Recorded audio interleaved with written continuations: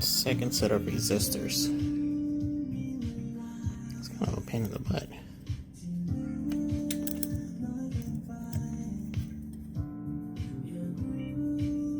I'm gonna become a pro after I solder all these fucking joints. Throw myself.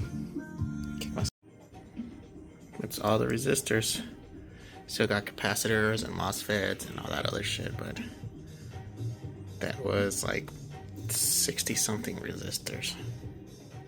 Which is, well, better have leveled up after this shit.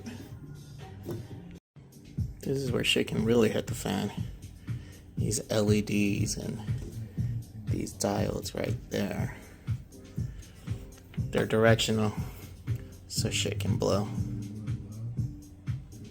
But it's getting serious now. Not bad, coming along. Wasn't sure about the way that these capacitors went.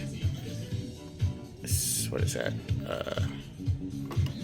21 and 17. And then 16 and 14 said they were special directional, but didn't look like it. Not bad. Coming along. There it is, the final product.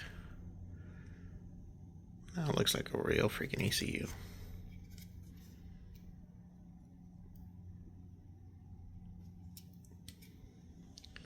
But a couple of questionable mountain spots, but